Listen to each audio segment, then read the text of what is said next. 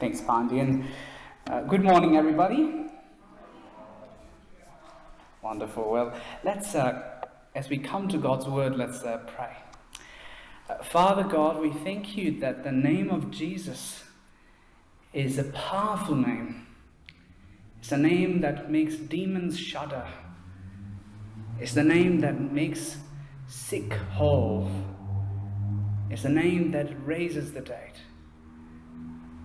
So in His name, in Christ's name, we come to feast on your word. Would you please help us to understand it and see the glory of Christ? We ask this in the name of Christ, our Redeemer.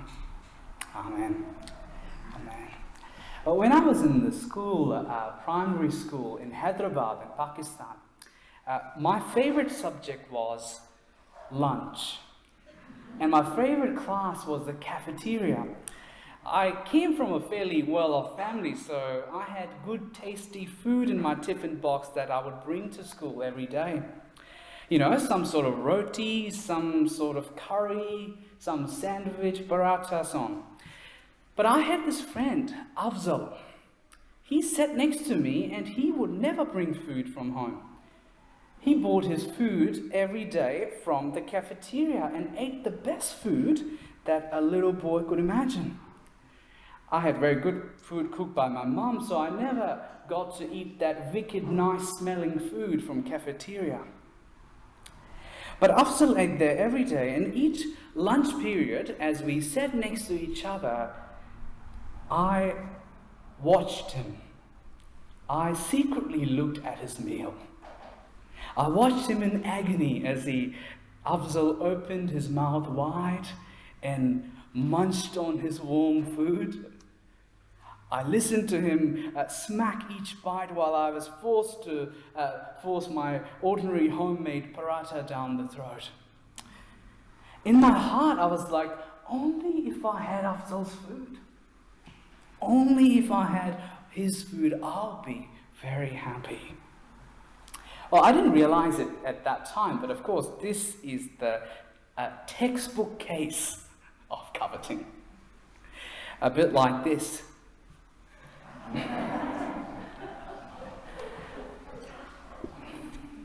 But do you see what the Word of God says? The Word of God says, 10th commandment, last commandment, you shall not covet your neighbor's house. You shall not covet your neighbor's wife, or his female, or male or female servant, his ox or donkey, or we might add his warm lunch, or anything that belongs to your neighbor.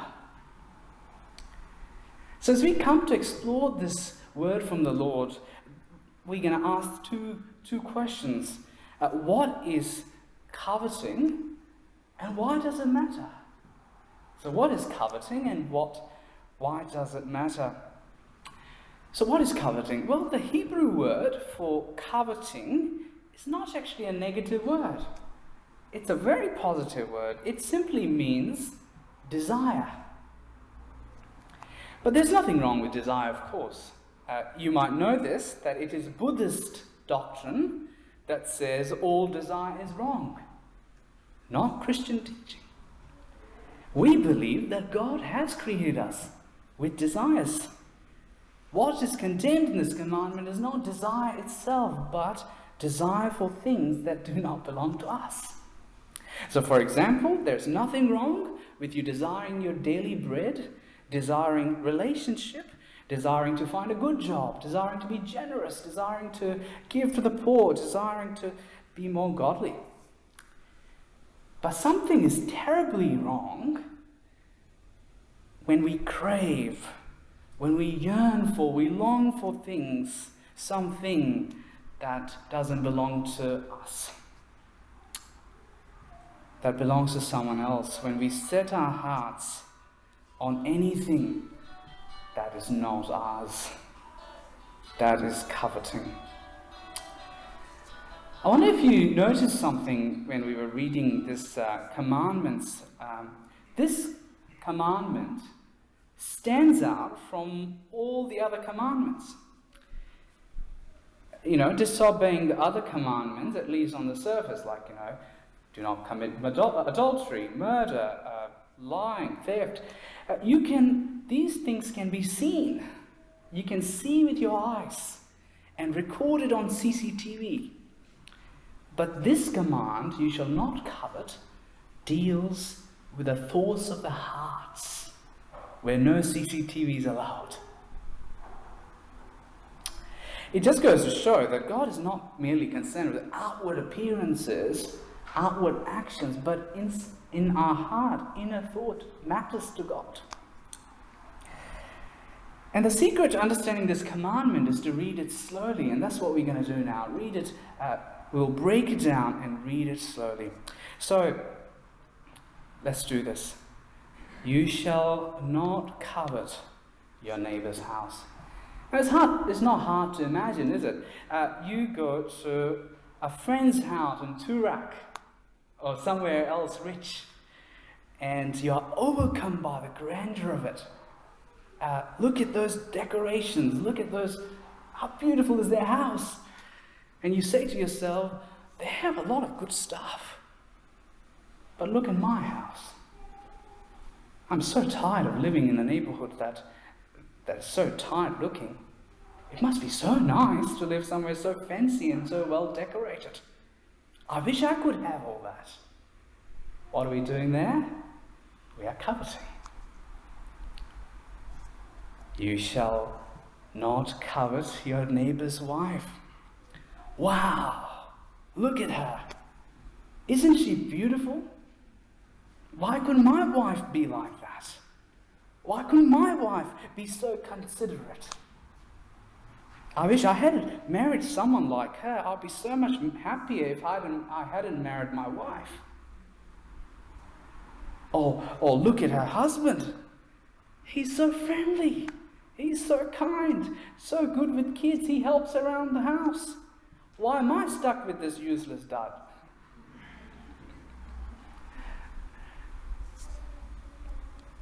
Or his male servant, or his female servant, his ox or donkey.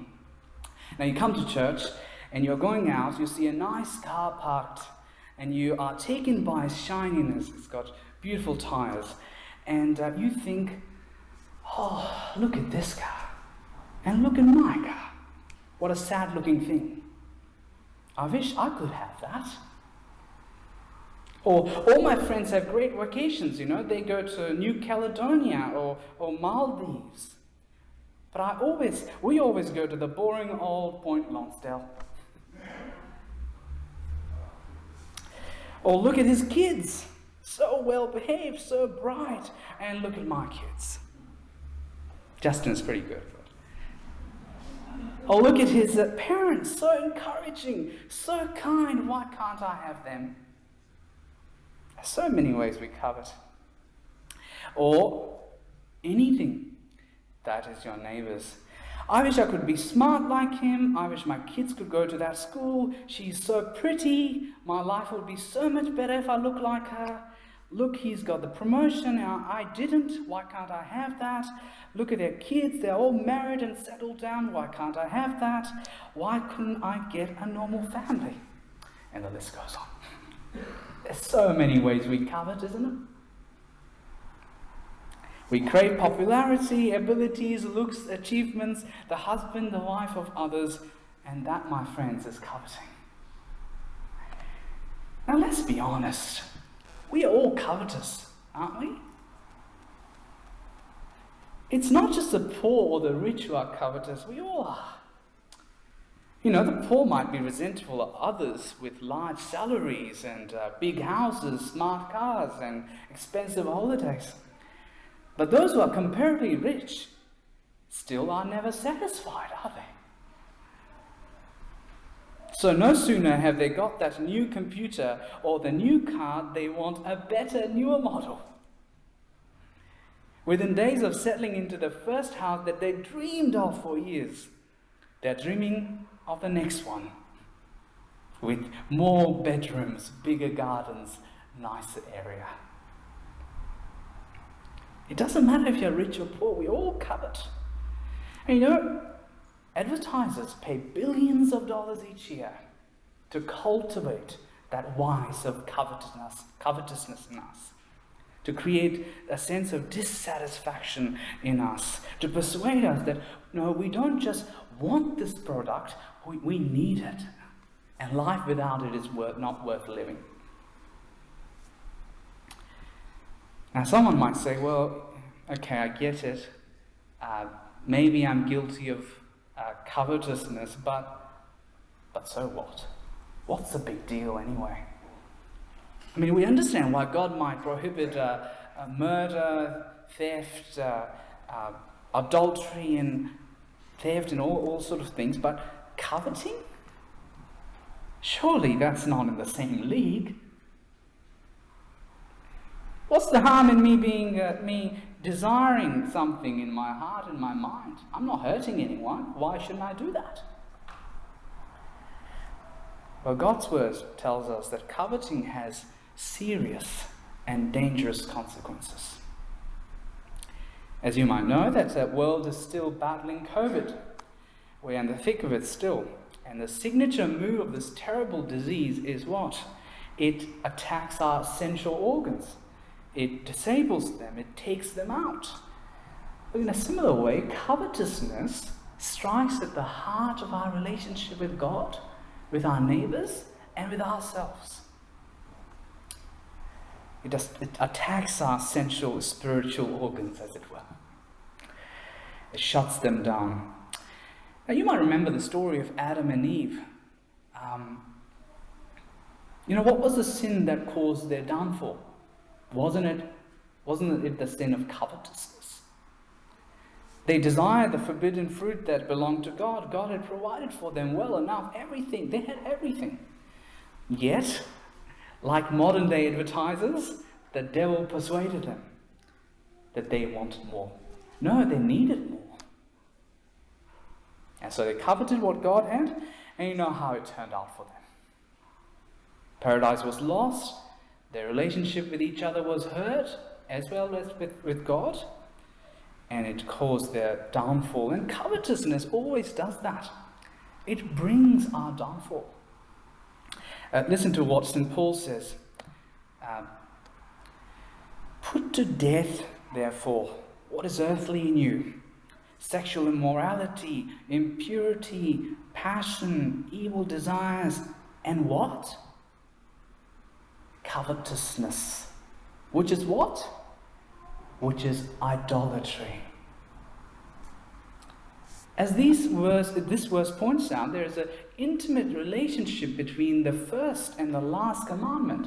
The first commandment is what? You shall have no gods before me. And last commandment is you shall not covet. But they are married. They are so connected.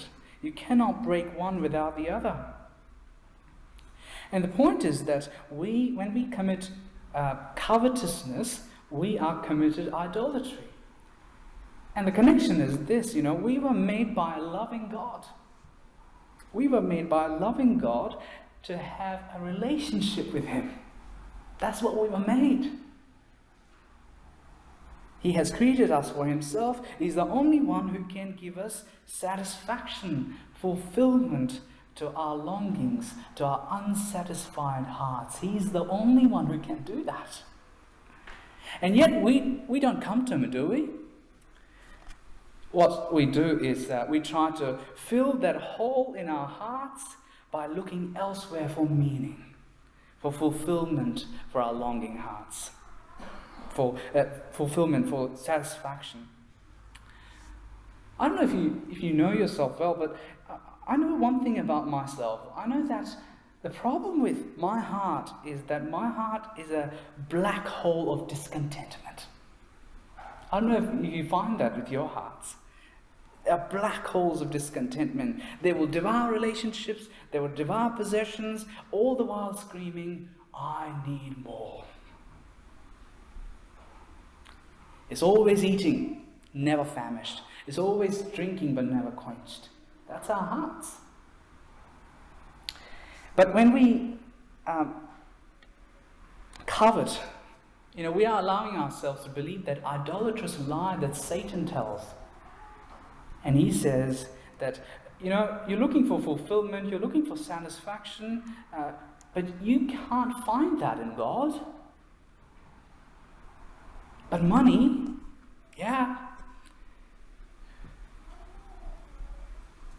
So we turn away from Him, turn away from the true source of fulfillment, for whom we were made, and instead we look for meaning, purpose, fulfillment in money, or possessions, or popularity, or success, or physical appearance, or relationships, and they become our gods, don't they? They become our gods. We enthrone these gods in our hearts and dethrone the one true God who loves us. And this is where idolatry and covetousness marry. Spiritually, coveting is corrosive. It deflects our eyes from the glory of God. And it fixes our gaze on things of the world and the things that promise satisfaction but never do. They leave us empty. You know, the truth is that the God, only God for whom we are made, He is the only thing that can satisfy our longing hearts. Nothing else will do. But coveting doesn't just destroy our relationship with God, it destroys our relationship with our neighbors. Look at what St. Paul says again. He says the commandments: you shall not commit adultery, you shall not murder, you shall not steal, you shall not covet, and whatever other command there might be, are summed up in this one command: love your neighbor as yourself. Love does no harm to a neighbor. Therefore, love is the fulfillment of the law.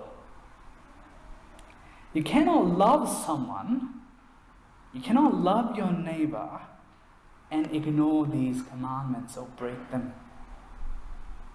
Coveting is, for example, the opposite of love. It sees other people as competitors who have something that I want. They stand in my way and keep me from getting what I want. Love, says Paul, does no harm to a neighbor, but coveting does serious harm to a neighbor. You know, it's often coveting that lies behind 4 of the previous commandments that we've studied and looked at. You know, think about murder. Murderous attitudes often flow from a covetous heart. Work colleagues, for example, those who work together, become rivals, not partners. I've got to beat them to the boss's favor to get that promotion or the salary that I want. These covetous thoughts lead to murderous thoughts. Oh, I wish they were gone. It would be so much better if they were dead, or at least gone from this company.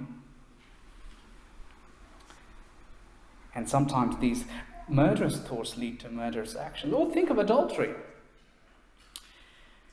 I think at the heart of adultery is covetous desire to have something that does not belong to me. To have someone else's wife, someone else's husband. Or think about theft or lies. You know, they are often motivated by envy and jealousy. We want their reputation. We want their position. We want to boost ourselves up by telling things that are not true. And we knock them down by spreading lies about them or half-truths about them. It's covetousness that lies behind many of these commandments. Love does no harm to a neighbor, but coveting does, my brothers and sisters. But covetousness doesn't just hurt your relationship with God, others, but with ourselves as well. It hurts us deeply. You know, those who covet are setting themselves on a course that is bound to lead to disillusionment, dissatisfaction, and despair. Because they are looking for fulfillment in things that can never deliver. You know, we kid ourselves. We joke with ourselves. If only I had so much more, then I would be truly happy. But once we've got it, we want something else. I'm sure you found this to be true for yourself. You convince yourself that if only I had X amount of money. If only you could get that job. If only you could go get those exam results. If you could only get that particular husband or wife. If you could be married, then you'll be happy. But things happen and then you're not happy. It doesn't fulfill you, does it? I remember when I wanted to come to Australia, I was like, oh, I'll be so happy if I come to Australia. I came to Australia, I was all right, but I didn't feel fulfilled. Then I thought, in God's provision, God provided me with a wonderful wife, and I thought, now I'll be satisfied, finally, being married. I mean, I have a wonderful wife, but I don't feel fulfilled as God will have us fulfilled. There's always more. There's always more. There's always goalposts keep moving. You're always more, always more. And it's true for all things that we set our hearts in this world, things that might be good in themselves, but they can never give us fulfillment and satisfaction in life, which explains, by the way, there are a lot of studies done. Almost every study says one thing. It says that increased material prosperity hasn't led us to happiness. They've done these studies and they've found that increased material prosperity has not made us happier. You can have all the wealth in the world you want and still be miserable. And what does that tell us?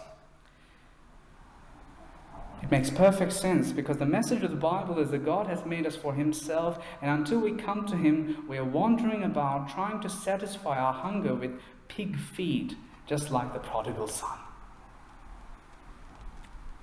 And one writer sums it up perfectly. He says this: "You have made us for yourself, O Lord, and our heart is restless until it rests in you." Isn't that true? Do you find that true in your life? So I wonder if there are any restless hearts here today. Restless hearts who have been running around chasing after the wind of material stuff. Chasing after things that promise you satisfaction, but then they leave you disillusioned, despairing, and dissatisfied. Maybe there's someone here who has made an idol out of things, and you know deeply that it won't provide you satisfaction, but in fact it will hurt you.